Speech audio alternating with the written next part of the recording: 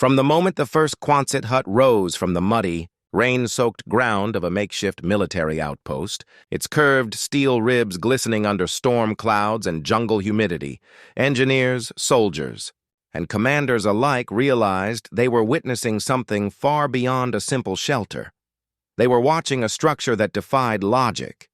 climate, and even the violence of war itself, a building so deceptively simple, so shockingly resilient, that it seemed to bend the rules of physics as easily as its arched frame bent the wind. And as troops hammered panels into place with the thunder of monsoon rain pounding around them, they felt a strange mixture of urgency and awe. For this hut, this half-cylinder of steel and ingenuity,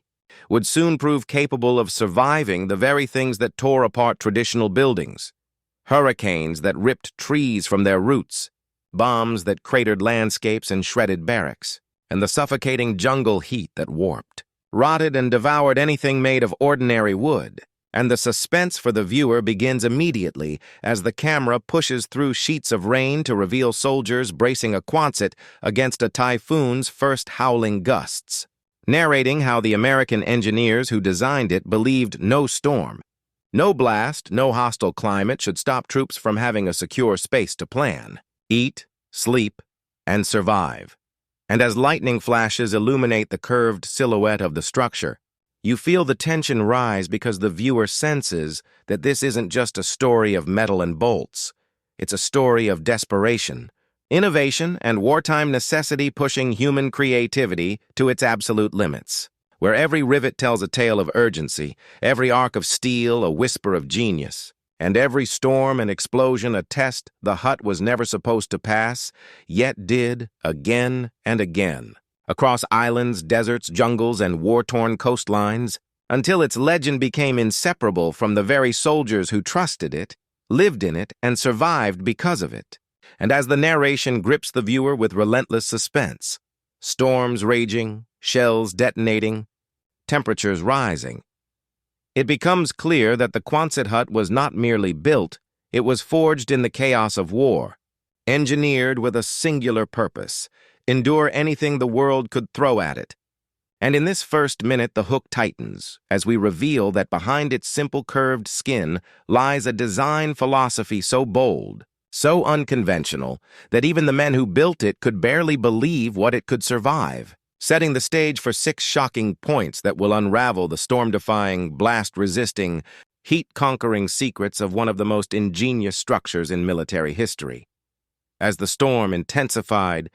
winds screaming like a living creature tearing at anything not anchored deep into the earth, the soldiers inside the Quonset hut braced for the worst, convinced that the thin corrugated steel around them would peel away like paper under the hurricane's fury. Yet instead of rattling apart or buckling under pressure, the structure flexed, its curved spine redirecting the force sideways and down into the earth, behaving not like a fragile shelter but like a hardened bunker disguised as a lightweight arch. And the men watching this miracle unfold felt fear slowly replaced by awe, realizing that this strange half-barrel shape wasn't accidental.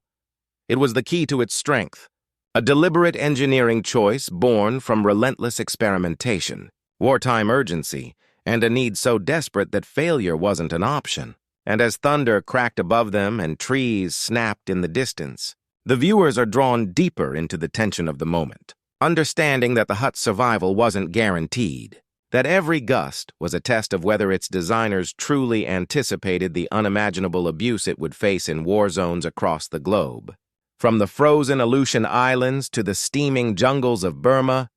and the narration swells as we reveal the truth.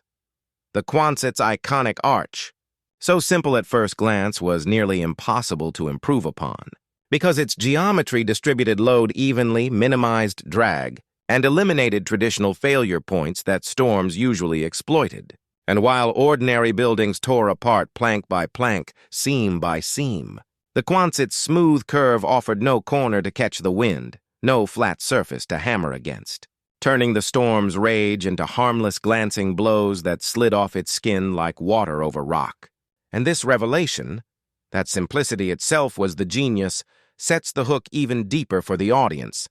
who now understands that what looked unimpressive from afar was, in fact, a marvel of wartime engineering, capable of being built in hours, transported by ship, carried by truck, assembled under fire, and surviving conditions that obliterated far sturdier-looking structures. And inside that storm-battered hut,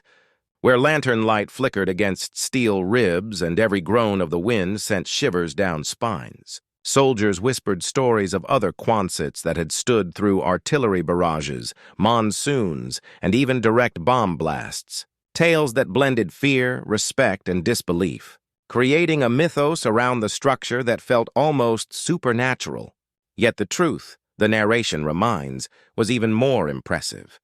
This miracle of durability wasn't magic.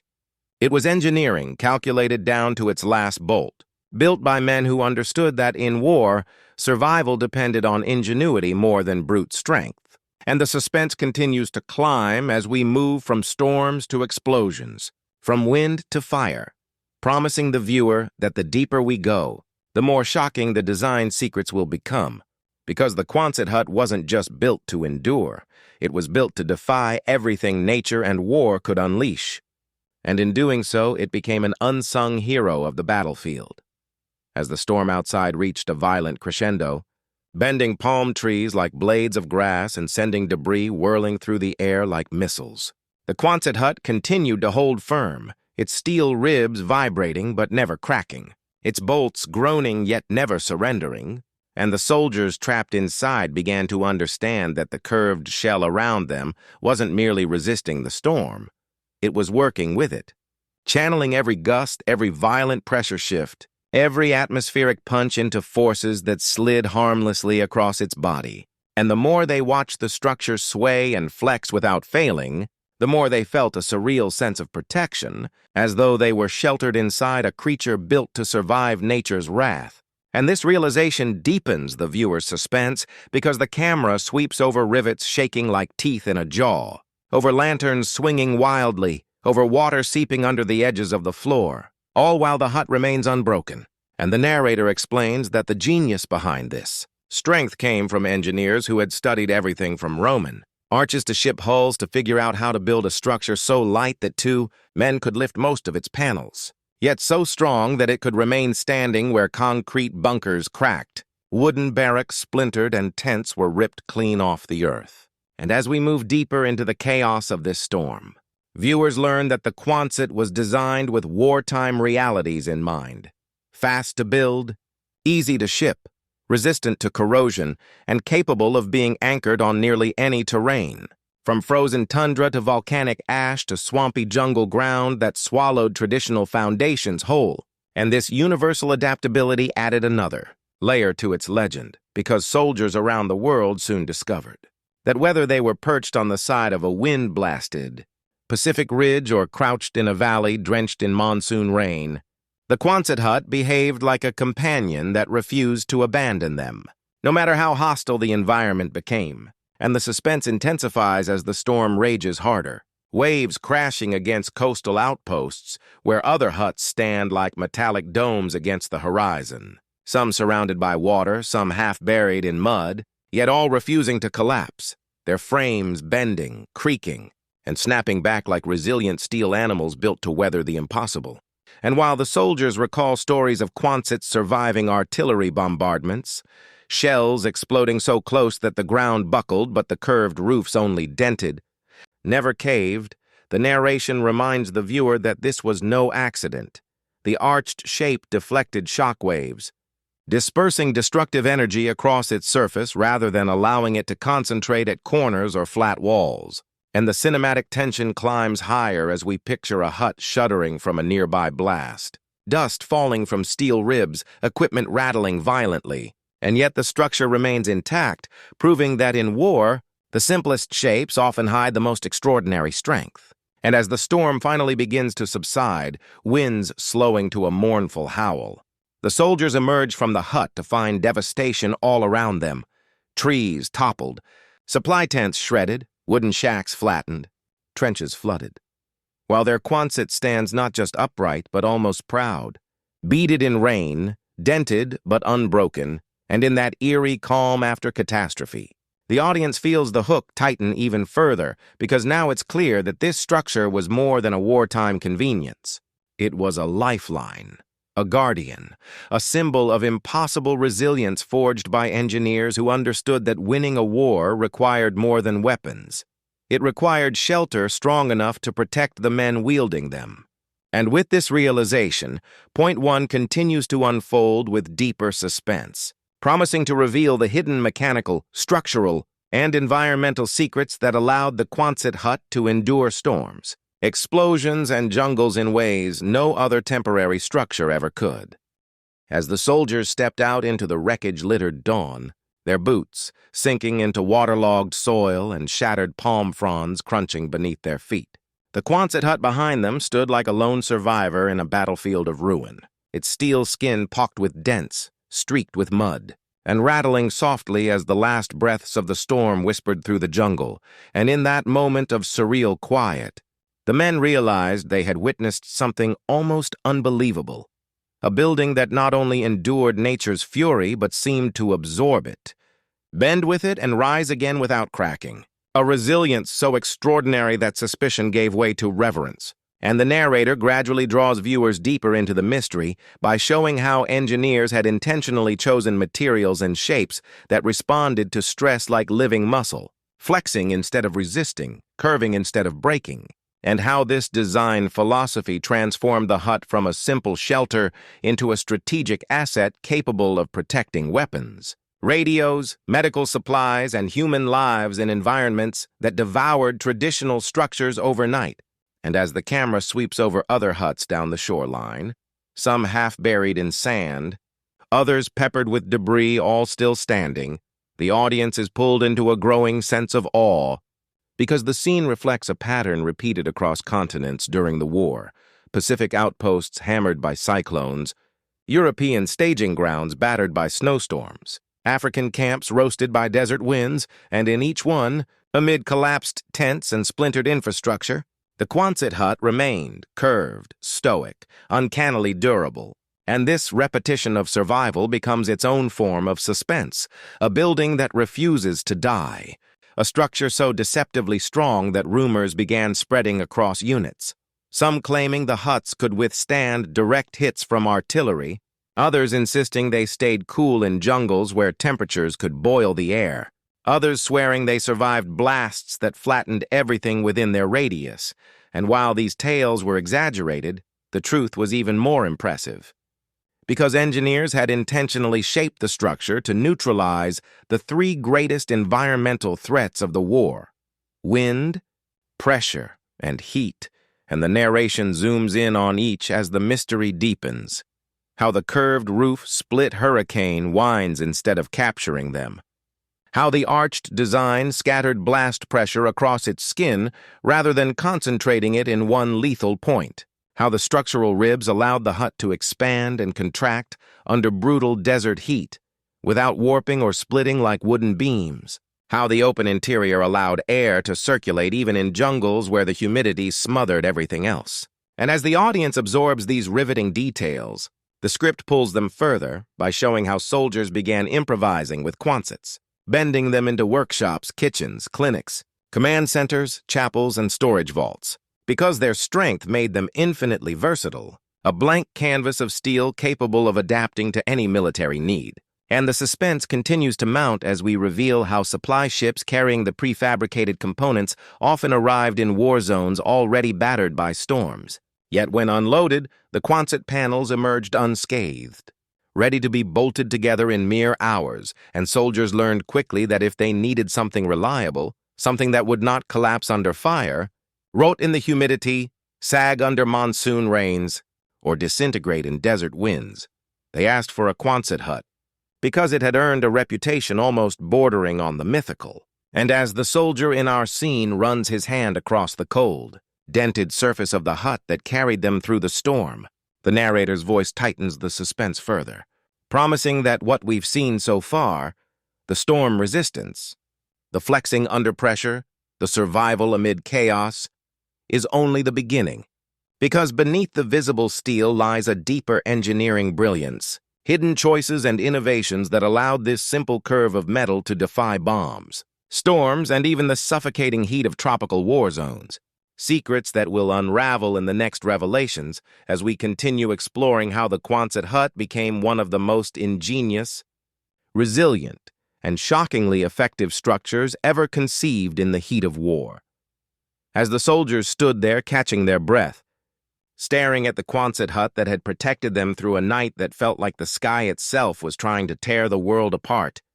they began to recall all the rumors circulating across distant units, stories whispered over campfires, scribbled in field journals, passed from platoon to platoon about these curved metal shelters that somehow survived the very forces that reduced everything else to rubble. And the narrator draws the viewer deeper as the camera glides through flashbacks of wartime scenes. A Quonset hut, half buried in snow on an Aleutian ridge, yet still shielding a medical team. Another crushed beneath fallen palm trees after a typhoon, but remaining structurally sound. Another scorched by fires from a strafing run, yet refusing to collapse, its frame holding strong long enough for soldiers to evacuate. And what ties all these scenes together is the shocking consistency of survival, a pattern so impossible that engineers themselves began receiving letters from far-off units describing unbelievable conditions the huts had endured. And with every new report, they examined their own blueprints in disbelief, realizing that the structure they had designed under immense wartime pressure had become far more than a building. It was a phenomenon, a steel creation outperforming expectations by margins no one had anticipated. And as the narrator's voice lowers into a tense cadence, viewers learn that the hut's resilience came not only from its arch, but from its modular flexibility, each section capable of bending, warping, and redistributing stress in ways rigid structures could not, giving the Quonset a kind of structural memory, a natural ability to deform and recover without losing integrity. And soldiers soon discovered that even when entire panels were buckled inward from shock waves or fragmented by shrapnel, the hut didn't collapse. It reshaped itself around the damage, maintaining a protective shell that could be patched in minutes. And with this realization, the story heightens as we shift to a jungle outpost where humidity rots everything from boots to rifles. Fungus creeps over supply crates, insects devour tents in days, and wooden beams soften into mush. Yet the Quonset hut stands untouched, its galvanized steel immune to rot, its ventilation superior to any other structure in the field, its interior dry, cool, and functional even in conditions that would destroy ordinary buildings within weeks. And soldiers grew so reliant on its durability that they began customizing the interior, installing bunk beds, hanging radios, building makeshift kitchens, adding shelving for ammunition, even turning entire huts into fully operational command centers where maps and wires snaked across curved walls without concern for collapse or rot, tightening the viewer's suspense as they witness how a single structure could sustain entire operations in environments where nature and war joined forces to grind equipment into dust. And as we move deeper, the narrator reveals how Quonset huts even became psychological anchors, places where soldiers could breathe,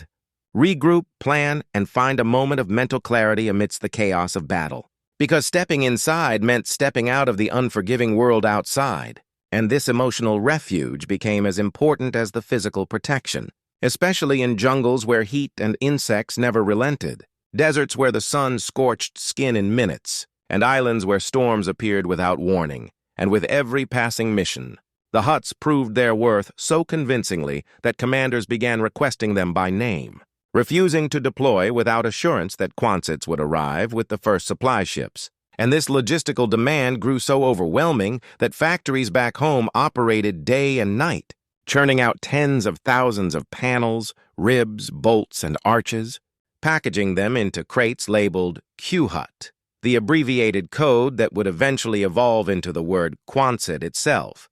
And the narrator builds the suspense further by revealing how these crates were designed to fit inside cargo ships with millimeter-level precision so they could be deployed anywhere on Earth. Assembled by as few as 6 men with no specialized skill in less than a single afternoon, creating instant infrastructure in places where no other building could even stand. And as the scene returns to our soldiers watching the sun rise over their battered outpost, The hut looming behind them like an iron guardian that refused to fall, the narration tightens once more, promising that everything witnessed so far,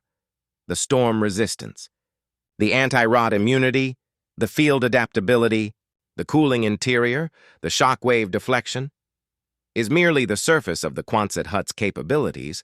and the next revelations will expose how it behaved under artillery fire, near-miss bombs, jungle warfare, and frontline improvisation that pushed the hut far beyond its intended limits, proving definitively why this humble metal arch became one of the most astonishing feats of wartime engineering ever conceived.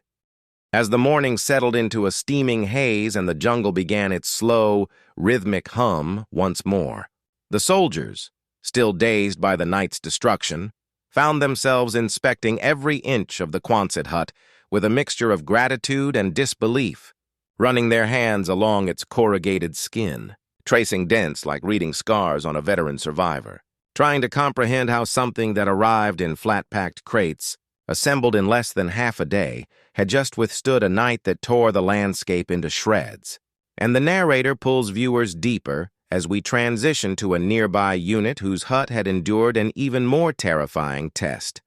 A bombardment that had rained shells across the coastline shortly before the storm, detonations illuminating the sky like artificial lightning as shock waves rippled across the earth, flattening trees and tossing debris like cannonballs. Yet when the smoke cleared and the soldiers crept out of their foxholes, expecting to find nothing but cratered ruin, the Quonset Hut still stood, bent in places, perforated in others, but intact enough that men crawled inside for shelter. And this incredible sight sparked rumors across bases that the huts were practically bomb-proof, that they could shrug off explosions by absorbing pressure waves into their curved skin, and while not literally indestructible, the narrator reveals that the truth behind this rumor was rooted in physics. The very arch that defied storms also defied blasts, redirecting explosive force around its body instead of allowing pressure to concentrate and tear it apart the way square buildings did. And the camera brings viewers inside one such cratered hut where equipment is scattered. Holes pepper the walls and dust clings to the steel ribs, yet the structure remains upright, its spine unbroken, and the soldiers who survived inside swear that they felt the hut trembling with the shock waves as if alive, the metal groaning like a giant bending but refusing to fall. And as the narrator explains how blast energy traveled along the curvature and dissipated rather than collapsing the structure inward, viewers begin to grasp the incredible physics that made the Quonset more resilient than many bunkers built from concrete and wood. And this alone would make the hut a marvel. But the story grows even more intense as we move to another front, an island where heat rose in shimmering waves from the ground, where the jungle's wet heat was replaced by volcanic dust and suffocating temperatures that warped anything made of wood and sent soldiers' rations rotting within hours. Yet there, too, the Quonset Hut defied the impossible, its steel skin reflecting heat, its arch creating a convection channel that pulled hot air upward and pushed cool air downward, its interior cooler than any tent or wooden barracks, becoming an oasis in a landscape that punished the unprepared. And the narrator heightens suspense as soldiers in this scene describe stepping inside the hut after a blistering day patrol and feeling the temperature drop so abruptly that it was like entering another climate. A relief so profound that some units used their huts as heat shelters to prevent heat stroke. And in this harsh environment, the huts not only survived but enabled missions that would otherwise be impossible. Then the story pivots to the human ingenuity the huts inspired, as soldiers transformed them into everything from makeshift radar stations to intelligence rooms with blackout curtains stretched across their curved walls, to machine shops where mechanics repaired jeeps under the protective arch, to operating rooms where doctors performed battlefield surgeries shielded from rain, shrapnel, and suffocating heat. And with each transformation, the narrative drives home the same shocking truth.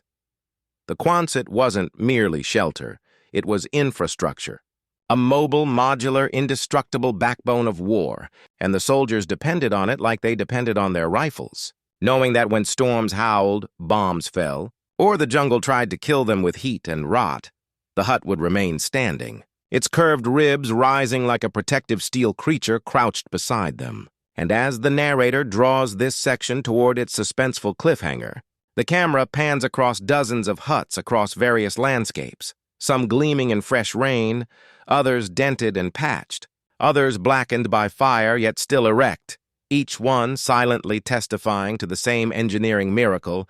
And the narrator promises that while Point One has revealed storms, humidity, and shock waves, the next revelations will take viewers even deeper into the astonishing secrets that allowed this humble arch of metal to defy environments, explosions, and even battlefield improvisations that pushed its limits beyond anything its designers imagined.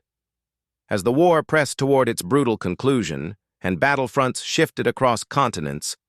the Quonset Hut, once dismissed as a strange metal arch unworthy of architectural praise, stood revealed as one of the most quietly powerful inventions of the entire conflict. And its final secret, the one whispered by engineers and sworn to by soldiers who owed their lives to it, came not from storms or bombs or jungle heat, but from what happened after the fighting stopped, when entire bases were abandoned, battlefields emptied, and millions of tons of war material faded into history. Yet the Quonset Huts refused to disappear, standing firm long after tents rotted and concrete cracked. And the narrator draws the viewer into a final swell of suspense as we follow these steel half-shells across the post-war world.